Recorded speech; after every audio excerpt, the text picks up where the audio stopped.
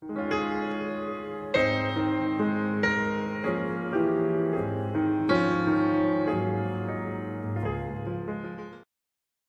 5장 9절 말씀 함께 우리가 봉독하겠습니다. 마태복음 5장 9절의 말씀이 되겠습니다. 같이 한 목소리를 읽겠습니다. 시작. 화평케 하는 자들은 복이 있나니 그들이 하나님의 아이들이라 불릴 것이기 때문이요. 아멘. 함께 기도하겠습니다. 고마우신 주님, 오전 예배에 이어서 이 오후 시간에도 또 저희들에게 귀한 말씀을 허락해 주셔서 감사를 드립니다. 하나님, 무엇보다 우리가 말씀을 또 읽고 묵상하고 마음에 새기는 것도 정말로 중요하지만 하나님의 말씀대로 우리가 순종하며 살아갈 수 있게 하여 주시옵소서. 말씀의 능력이 우리가 살아가는 삶 가운데 열매 맺게 하여 주옵시고, 우리가 있는 그 자리에서 하나님의 사람들, 하나님의 백성, 그리스도인이라 우리가 불림 받을 수 있는 은혜를 허락하여 주시옵소서.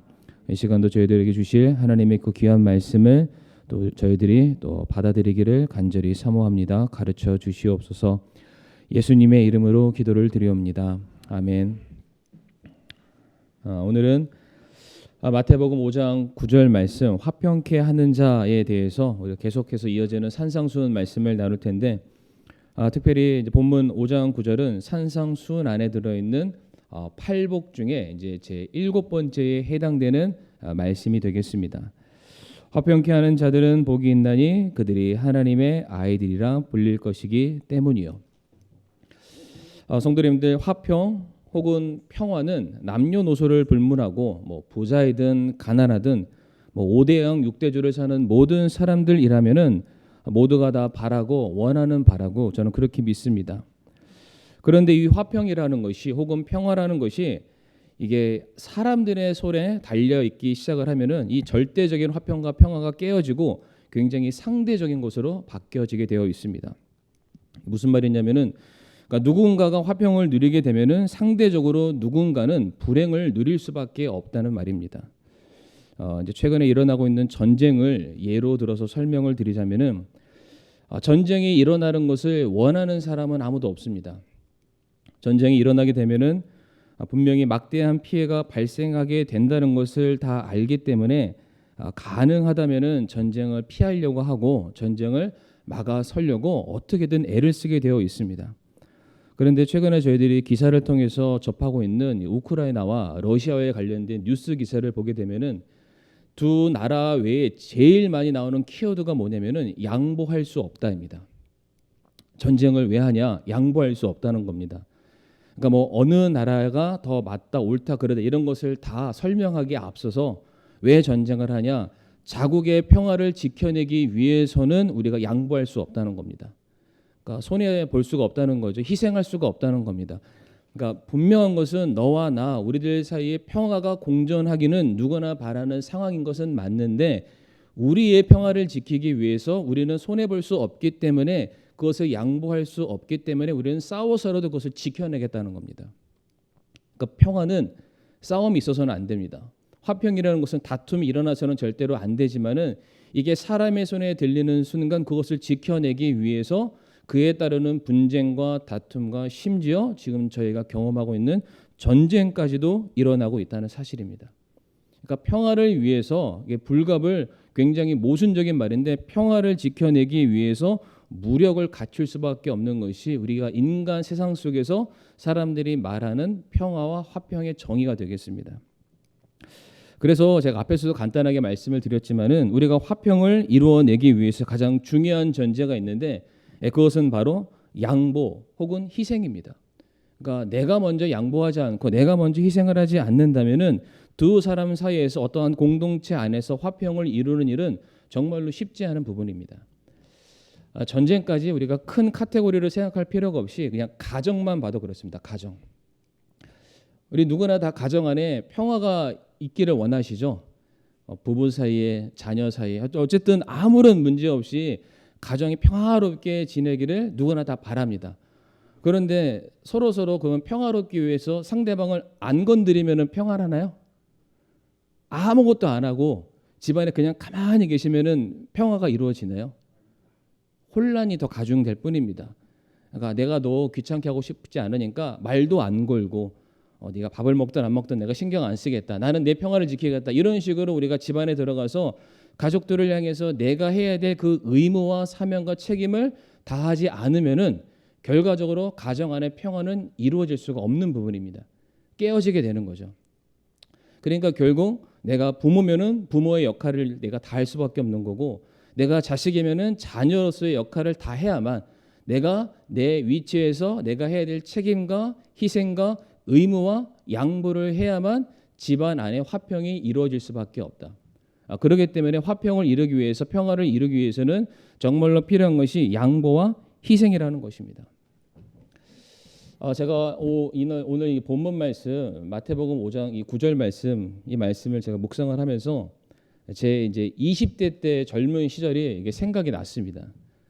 왜 생각이 났냐면 제가 제 20대 때 제 인생의 키워드 말씀, 물론 이제 우리 성도님들 저마다 정말로 사모하는 말씀들이 한 구절씩 있을 거라고 저는 그렇게 믿는데, 그러니까 물론 제가 이제 목회자로서 소명을 받고 정말로 제 인생을 붙드는 말씀이 사도행전 20장 24절의 말씀은 맞습니다.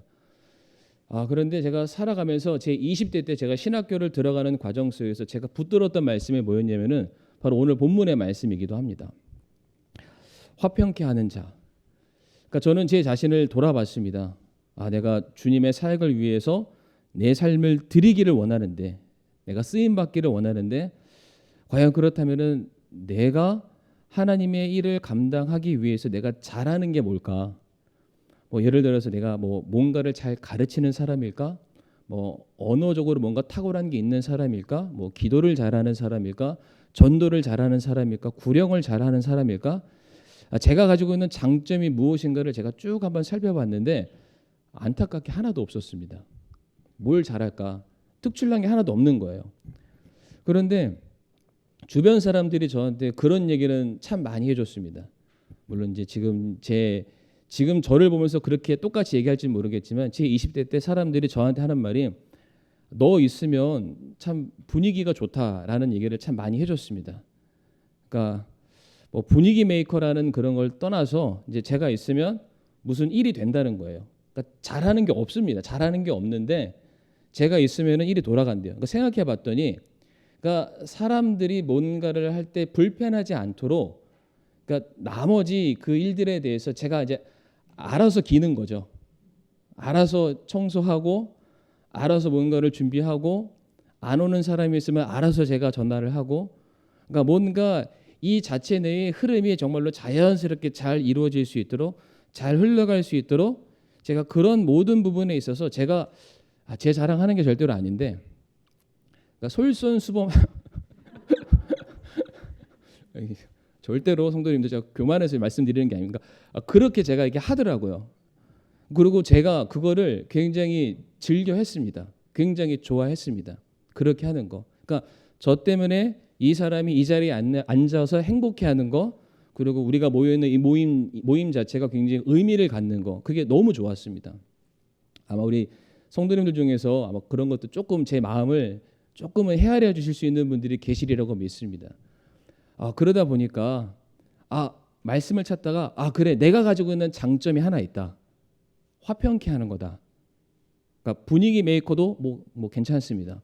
어쨌든 내가 속해 있는 이 자리에 정말로 하나님의 영광을 드러내고 뭔가 그리스도인들끼리 정말 진정한 주 안의 사랑의 교제를 나누는 데 있어서 내가 헌신되고 내가 희생하더라도 이 모임만 잘 이루어질 수 있다면은 나는 그거를 정말로 하고 싶다. 그래서 물론 제가 신학교를 갔던 이유 중에 하나도 정말로 주님의 일을 위해서 쓰임 받기 위해서 제 삶을 드린 것도 맞지만, 다른 한편으로는 그러니까 교회에서 너무 일을 하고 싶었어요. 그러니까 교회에서 일을 하고 싶다는 것은 다른 게 아니죠. 취직한다, 취업한다 이런 개념이 아니라 제가 사랑하는 성도님들과 함께 이곳에서 그냥 그 사랑의 교제가 끊이지 않고 계속해서 이어졌으면 하는 그런 간절한 바람과 소망이 있었습니다. 그래서 아마 저희 아내는 알 거예요. 제가 이제 월요일부터 금요일까지 신학교를 갔다 오고 나면은 이제 신학교에서 기숙사 생활을 했거든요. 근데 끝나고 나면 집을 가야 돼요. 근데 바로 이제 학교에서 교회로 옵니다. 그리고 교회에 있는 생활관이라는 장소에서 이틀을 또 잤습니다. 그리고 다시 신학교로 갔습니다. 그러니까 저희 부모님한테는 제 신학교 있는 한 3년에서 3년 반 동안의 기간은 제가 거의 불효자식에 가까웠습니다. 집을 거의 안 들어갔으니까요. 그렇게 교회에 있는 게 너무 이게 즐겁고 행복했습니다. 성도님도 그런 기억 다들 가지고 계시죠? 정말로 교회에서 젊은 청춘을 다 바쳤던 그때. 근데 그때 성도님들의 마음이 그냥 단순히 교회에 있기 때문에 좋은 건 아니라고 생각합니다. 교회에 있으려면은 그 모임을 계속해서 유지하려면은 성도님들이 때로는 시간을 희생한다든지 물질을 희생한다든지 마음을 쏟는다든지 뭔가가 뒷받침이 될 수밖에 없다는 겁니다. 그리고 그러한 모습들이 결과적으로 무엇으로 드러나냐면은 이 사람이 정말로 성도를 사랑하는 사람이구나. 그걸 더 뛰어넘어서 이 사람이 정말로 하나님을 사랑하는 사람이 맞구나. 하나님의 자녀가 맞구나. 그러니까 그러한 칭찬을 받는 것이 저한테는 가장 큰 기쁨이었고 가장 큰 유익 중에 하나였습니다. 그래서 이 말씀을 보면서 제 20대 때 그 시절이 생각이 나가지고 우리 성도님께 간증차 말씀을 드리게 됩니다. 자, 그런데 오늘 본문 말씀으로 다시 돌아와서 오늘 9절 말씀에 뭐라고 말씀하시냐면은 화평케 하는 자가 복이 있다라고 말씀하셨습니다. 화평을 누려라라고 말씀하지 않으셨습니다. 구원받은 나의 백성들아, 내가 너희에게 줄 화평을 누려라. 그게 너희가 앞으로 지니게 될 복이다라고 말씀하지 않으셨습니다. 그러니까 구원받은 성도들에게 복이 있는데 그 복이 무엇이냐면은 너희가 누리고 있는 그 은혜를 가지고 사람들에게 찾아가서 너희가 만나는 사람들을 화평케 하는 복이 너희에게 있기를 원한다라고 말씀하고 계십니다. 그러니까 복에 대한 개념이 완전히 새롭게 바뀌는 겁니다. 우리는 뭔가를 받아야만 내 거로 소유해야만 그것을 내가 누려야만 복이라고 생각해 왔었는데 주님께서는 우리에게 말씀하신 길을 오히려 우리의 것을 가지고 사용했을 때에 네가 복 있는 자로 드러나게 될 것이다라고 말씀하십니다. 특별히 오늘 말씀에서는 그렇게 해야만 결국 내가 하나님의 자녀다, 하나님의 아이들이다, 하나님의 백성이다라는 사실이 세상에 증명된다라고 가르치고 계십니다. 그러니까 이거를 바꿔서 설명드리면은 정말로 내가 어디에 있든지 간에 교회 안에서는 물론이거니와 내가 속해 있는 단체와 가정과 사람과의 관계 속에서 내가 얼마만큼 그들을 화평케 하는 그러한 일로서 내가 헌신하고 쓰임 받고 있느냐, 이것에 대한 기준으로 말미암아 내가 사람들에게 하나님의 사람, 하나님의 백성, 그리스도인임이 드러나게 된다는 겁니다. 그러니까 내가 단순히 교회를 다니고 있기 때문에 사람들이 나를 가지고 너 하나님 믿는 사람이구나, 너 정말 하나님의 자녀구나 이렇게 말하지 않는 세상을 저희가 살고 있습니다. 그렇잖아요. 뭐 성도님 주변에 믿는 사람 많이 있죠. 그런데 그 사람이 실질적으로 우리와의 관계 속에서 희생하고 헌신하고 봉사하고 그렇게 하는 이유가 내가 하나님을 사랑하고 하나님의 말씀대로 준행하기 위해서다라는 말을 하기 전까지는 우리가 이 사람이 교회를 다니는지 믿는 사람인지 알 길이 없습니다. 여기 뭐 명찰을 붙이고 있어야 그 사람이 교회 다니는지를 아나요? 그렇지는 않지만 어쨌든 간에 이 사람이 살아가는 삶 속에서 그가 속해 있는 자리에서 자신을 희생하고 섬김의 모습이 수반이 됐을 때 어떻게 이와 같은 사람이 드러날 수 있을까? 우리가 새로운 시각으로 그 사람을 바라보게 되어 있잖아요. 바로 그때에 이 사람이 간증하는 거죠. 내가 당신을 위해서 너희들을 위해서 이와 같이 행함은 다른 것이 아니다. 나의 아버지께서 내게 이와 같이 명령하셨고 이것을 내가 복이라고 생각하기 때문에 내가 너희와 하나님 사이에서 화평을 이루고자 내가 섬긴다. 이 말할 때 세상이 우리를 보고 누구라고 부르냐면은 더 이상 차상욱이라는 이름으로 부르지 않는다는 겁니다. 그리스도인이라고 부른다는 거죠. 야, 저 사람이 진짜 하나님의 사람이구나, 하나님의 백성이구나. 야, 믿는 사람은 저와 같아야 되는구나 라고 사람들이 말하기 시작한다는 겁니다. 그러니까 이거를 우리가 좀 반대로 생각하면은 내가 사람들과의 관계 속에서 정말로 믿음 있는 사람인가라고 내가 드러난 적이 있을까? 믿음 있는 사람이라고 드러난다는 것이 내가 단순히 사람들 앞에서 암송한다고 기도하는 모습을 보여줬다고 세상 사람들이 우리로 하여금 믿음 있는 사람이라고 말하는 시대는 이제 지났습니다.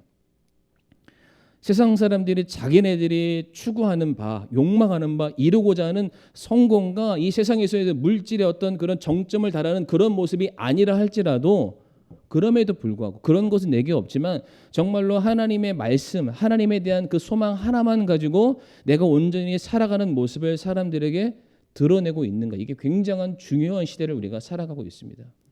그래서 제가 설교 때 자주 드렸던 그 문구인데 메신저 때문에, 그 기억나시죠? 메신저 때문에 메시지가 가로막힌다. 그러니까 내가 아무리 살아있는 말씀, 능력 있는 말씀, 선포되면 반드시 변화되는 그런 말씀을 내가 가지고 있음에도 불구하고 그 말씀이 영향을 발휘하지 못하는 이유는 여러 가지가 있겠지만은 가장 중요한 것은 말하지 않으니까, 그 능력이 이 사람에게 전달이 안 되니까 이것을 받아들이는 사람이 없으니까 변화가 안 되는 거죠. 근데 중요한 건 내가 그렇게 말을 했지만 내 삶이 변화된 삶을 드러내지 않는다. 말씀에 순종하는 삶으로서 다른 사람들에게 증명되지 않는다. 그러면은 그 사람들은 내 모습을 바라보면서 저 사람은 가짜니까 그 사람 하는 말 아무도 신뢰하지 않습니다. 그러니까 아무리 내가 전도하고 복음을 전하고 믿는 사람인 척 행동한다 할지라도 그 사람들은 내가 믿는 사람이라는 것을 단 한순간도 깨닫지 못한다는 사실입니다. 이거는 굉장히 이제 부끄러운 제 간증을 하나 드리게 되면은, 이제 제가 광주로 이제 오기 전에 또 한 번 제가 행당동에 있을 때 이사한 적이 한 번 있습니다. 이사를 한 적이. 그런데 이제 이사를 할 때 어떤 일이 있었냐면은 뭐 급작스럽게 이사를 하는 과정이 생겨서 이제 그 계약 기간이 있잖아요. 근데 계약 기간을 채 못 맞췄습니다. 근데 저희는 급하게 나가야 되겠고 가야 될 집은 이미 마련이 돼 있고, 그러니까 이제 집 주인한테 이제 얘기를 했습니다. 여차여차해서 우리가 이사를 가게 됐습니다. 좀 양해해 주시고 배려해 주시고 이사 갈 수 있도록 이제 원래 갖고 있던 그 뭐 보증금이라고 해야 되나요? 그 전세 자금을 좀 빼주시길 바랍니다. 근데 이제 그분이 저한테 하는 말을 딱 듣고 나서 제가 이제 딱 뒤통수를 맞았는데, 저한테 아니 무슨 사업을 하시길래 벌써 집을 옮기시냐고, 집 큰 데로 가시냐고. 선생님 지금 제가 말하는 거에 뭔가 틀렸다는 거 아무도 못 느끼셨죠? 좀 제가 말한 거에 엄청난 모순이 있습니다. 집주인이 저한테 아니 무슨 사업을 그렇게 잘하셨길래 돈을 많이 벌어서 벌써 이사를 가세요? 이상한 거 못 느끼셨어요? 이상한 걸 느끼셔야 됩니다. 그러니까 그분은 저를 뭐로 알았냐면은 일하는 사람으로 알았다라는 거예요. 그럼 뭘까요? 제가 이미 그때도 목사였거든요. 근데 한 번도 집주인한테 복음을 전한 적이 없는 거예요.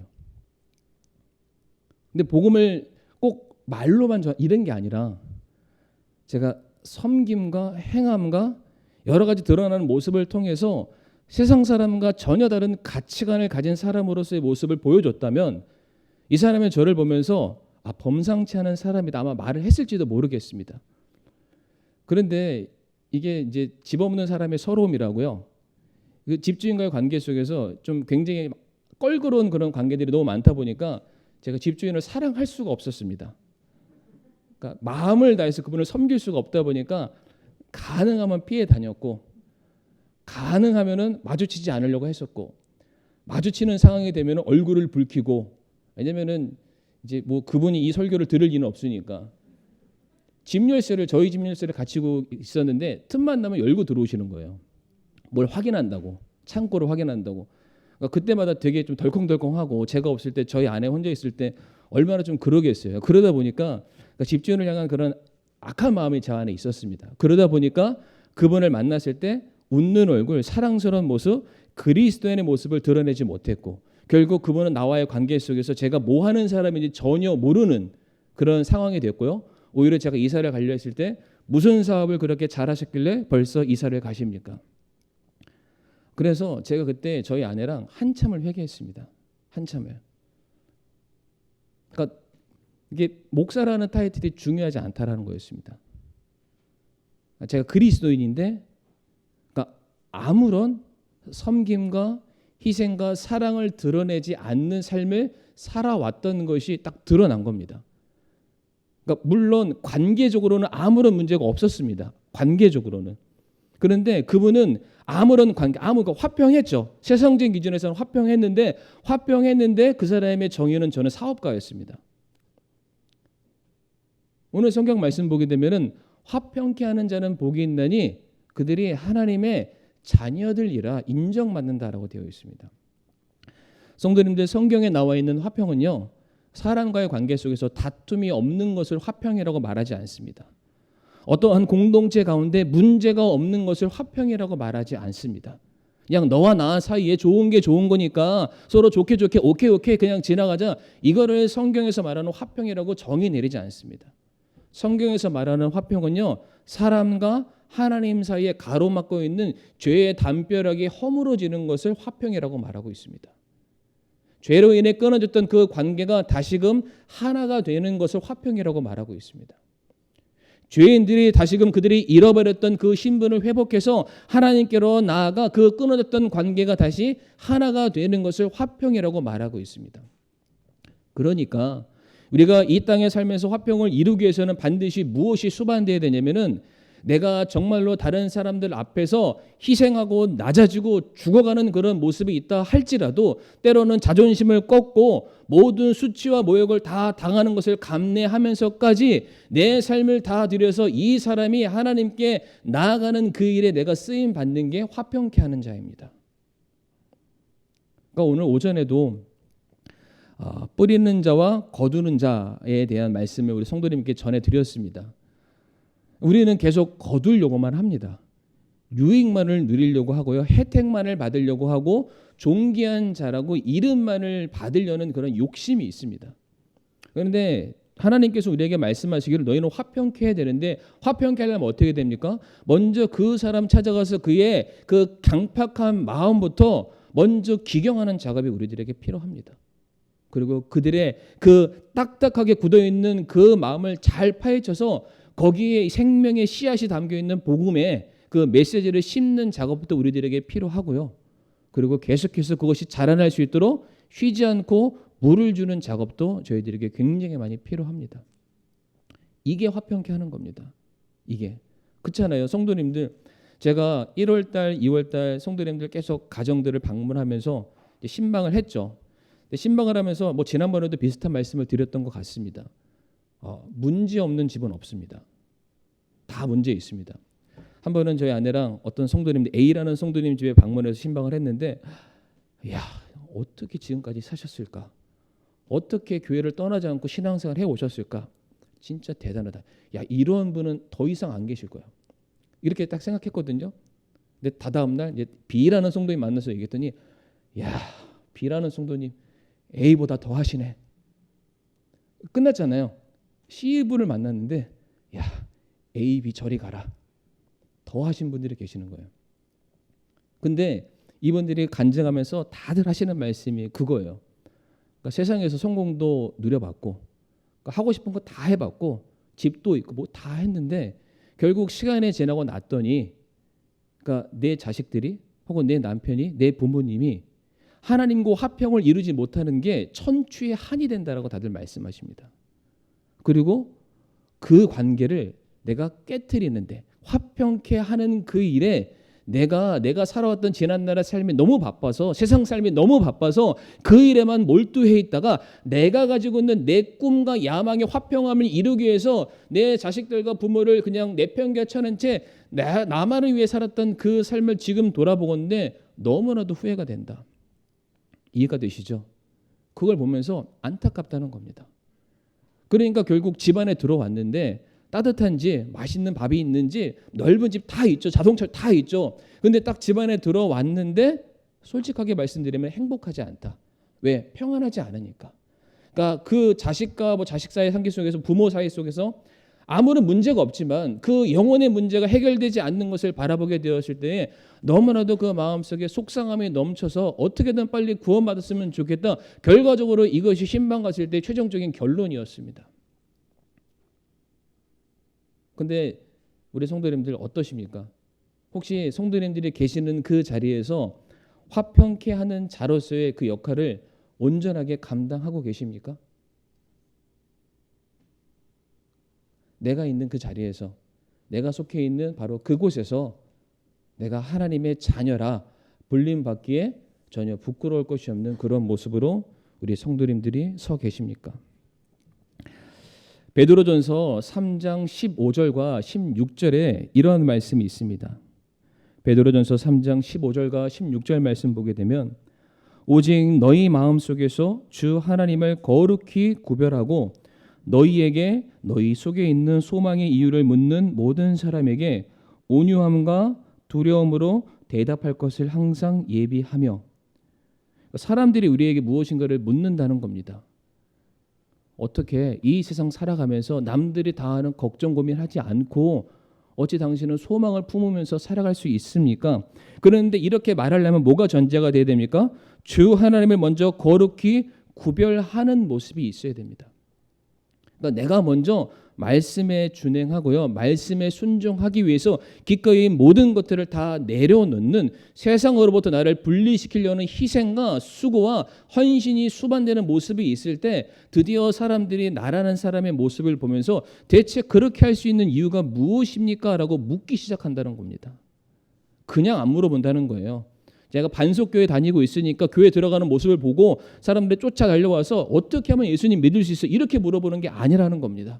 내가 속해 있는 그 자리에서 정말로 말씀 그대로의 삶을 살아가는 모습이 확인되었을 때에 이 사람이 다른 사람 눈치 안 보고 그 사람이 홀로 서 있는 그 자리에서 누구보다 하나님을 경외하고 두려워하는 모습으로 마치 요셉과 같은 모습으로 서 있을 때 사람들이 드디어 나라는 사람의 믿음을 인정하고 내게 찾아와서 그러면 내가 어떻게 하면 되겠습니까? 물으러 온다라고 되어 있습니다. 이어지는 16절에 선한 양심을 가지라. 이것은 그들이 너희를 가리켜 악을 행하는 자라고 비방하다가도 그리스도 안에 있는 너희의 선한 행실을 거짓으로 비난하는 자들이 부끄러움을 당하게 하려 함이라라고 되어 있습니다. 성도 여러분, 여기서 선한 양심이라는 것은 결과적으로 내가 얼마나 사람과의 관계 속에서 화평을 이루는 그 일을 위해서 내가 헌신하고 있느냐, 쓰임받고 있느냐를 지금 물어보는 그런 질문이 되겠습니다. 아무것도 하지 않고서 사람들이 나에게 물어보지 않는다는 겁니다. 제가 제일 처음에 화평과 평화를 이루기 위해서는 반드시 양보나 희생이 뒤따를 수밖에 없다.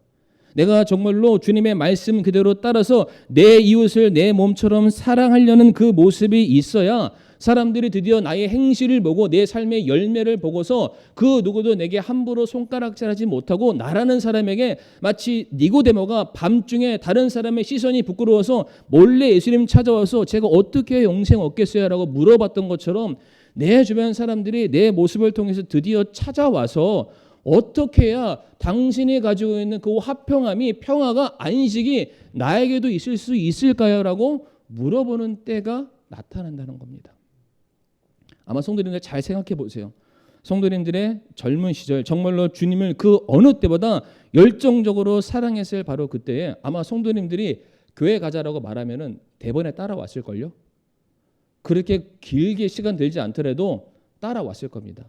왜 그랬을까요? 아마 그분들이 정확하게 얘기는 하지 않았지만은 성도님들의 얼굴에 빛나는 그 모습 보고 누구보다 열정적으로 주님을 살아가는 그 모습 보고 생활 속에서 정말로 주님을 살아가는 모습이 구별되이 드러났기 때문에 와, 정말로 저 자매의 삶, 저 형제의 삶, 저 집사님의 삶은 진짜다. 그러니까 나도 저 진짜를 맛보고 싶다라는 그 마음에 그냥 한마디 뚝 던졌지만은 따라왔던 그런 적들이 아마 한두 번쯤은 있었으리라고 믿습니다. 그렇기 때문에 성도님들, 우리에게 정말로 중요한 것은 무엇이냐면은 첫 번째로 나와 하나님과의 관계가 먼저 화평해야 됩니다. 그러니까 나와 하나님의 관계가 불편하면은, 그 관계가 친밀하지 않는다면은 내가 하나님을 부르짖지 않고 말씀대로 살지 아니하고 그 은혜 가운데 머물려는 그런 삶이 없는데 내가 어떻게 다른 사람들을 화평한 길로 인도할 수 있겠습니까? 우리 성도님들은 얼마나 하나님과 친밀함을 유지하기 위해서, 하나님의 화평한 그 안식 가운데 머물기 위해서 무엇을 선택하고 계시고 무엇을 지금 붙들고 계십니까? 우리가 하나님과의 관계가 화평한 게 정말로 중요한데 그 다음 더 중요한 것이 무엇이냐면은 우리가 사람과의 관계 속에서도 화평을 먼저 이루어야 될 필요가 있습니다.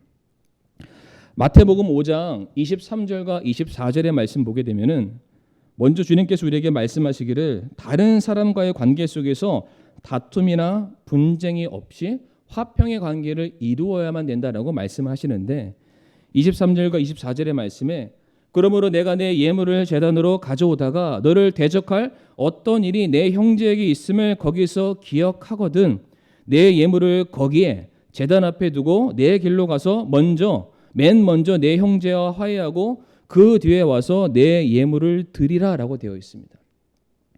우리가 하나님께 간절히 나아가고 그 신앙과 그 관계를 회복하기 위해서 내가 하나님 앞에 구별되는 것도 굉장히 중요하지만 혹여나 내가 살아가는 삶 속에서 내 주변에 있는 가족이나 형제들과 이웃들과 친구들과의 관계가 온전하지 못하다. 그러면은 먼저 그것을 해결해야만 하나님께서 내가 하나님께 나아가는 내 믿음의 헌신과 예배를 받아주시겠다라고 되어 있습니다. 성도님들, 제가 왜 이런 말씀을 드리냐면은 창세기 1장에 그러니까 하나님께서 아담과 하와를 창조하셨을 때에도 그들에게 명령하시기를 너희들이 생육하고 번성해서 땅을 충만하라, 땅을 다스리라, 번성하라라는 명령을 주셨습니다. 그렇죠?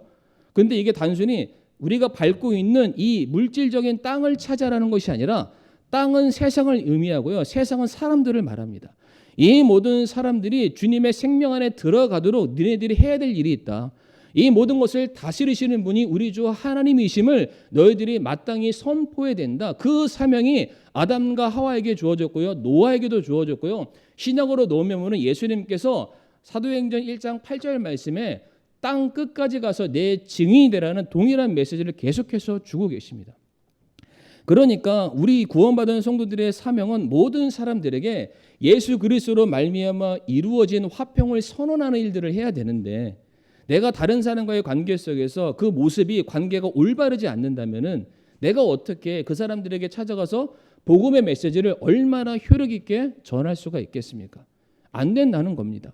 그러니까 만약에 다른 사람과의 관계가 문제가 있거든 그거 먼저 해결해라. 그래야 네가 하나님께 나왔을 때 하나님도 그것을 기뻐 받으실 뿐만 아니라 너를 통해서 더해지게 될 그 영혼이 하나님 앞에 그 영혼 자체도 받아들일 수 있는 은혜가 생기게 될 것이다. 지금 그 말씀을 가르쳐 주시고 계십니다.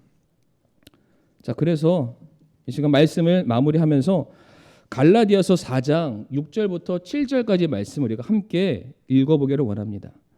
갈라디아서 4장 6절에서 7절의 말씀이 되겠습니다.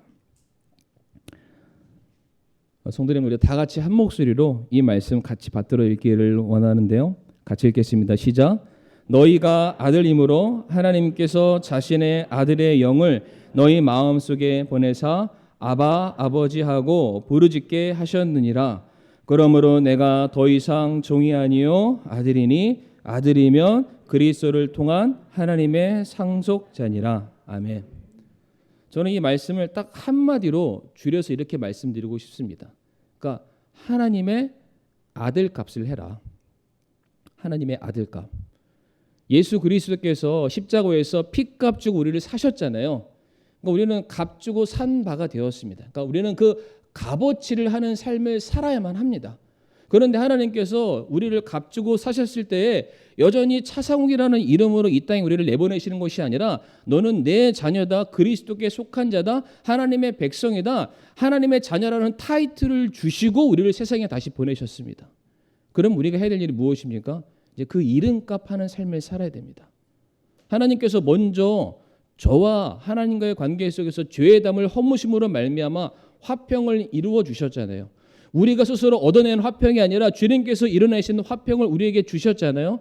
우리가 그 화평을 가지고 있고 그 화평을 전해야 될 사명이 우리에게 있습니다. 그러라고 우리를 구원해 주셨거든요. 그러면은 이제부터 우리가 해야 될 일이 무엇이냐면은 이제 그 이름값을 하는 겁니다. 우리를 만나는 모든 사람들이 나로 인해서 하나님과의 관계가 화평해지는 것. 내가 있는 그 자리에서 무슨 돈을 그렇게 많이 벌었길래 이사를 가십니까? 무슨 사업하십니까? 이런 말이 아니라 우리 성도님들이 계시는 그 자리에서 아, 저분이 진짜 하나님의 자녀구나. 아, 저분을 통해서만이 내가 하나님께 나아갈 수 있겠구나. 저분이 믿는 하나님이 진짜 사랑하시는 하나님이시구나. 이러한 고백을 들으실 수 있는, 그래서 세상 어디에 계시더라도 우리 성도님들이 계시는 그 자리에서 바로 저 사람이 하나님의 자녀다, 하나님의 백성이다라는 칭호를 듣는 은혜가 저와 성도님들에게 있기를 간절히 바랍니다. 이 시간 머릿속에 함께 기도하겠습니다.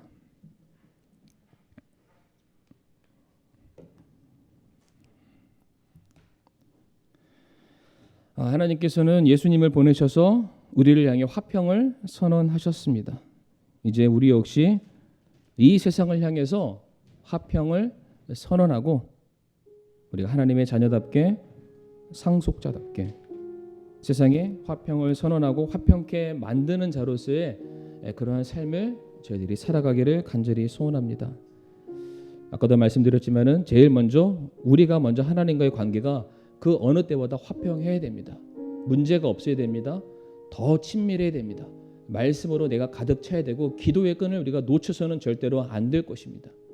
그리고 그 확신과 그 믿음 가지고 이제는 우리가 우리 주변에 있는 사람들을 화평하는 길로 화평케 하는 그 사역을 감당하기 위해서 우리가 나아가야 될 때를 우리가 살아가고 있습니다. 우리 사랑하는 성도님들, 이 시간 기도할 때 하나님, 제가 화평케 하는 자가 될 수 있게 해주세요. 화평을 선언하는 자가 되게 해주세요. 저를 통해서 정말로 제 가족들이 주님께로 돌아오는 그 귀한 일에 제가 사용되어지고 쓰임받을 수 있게 해주세요. 이렇게 이 시간 고백하는 시간 갖겠습니다.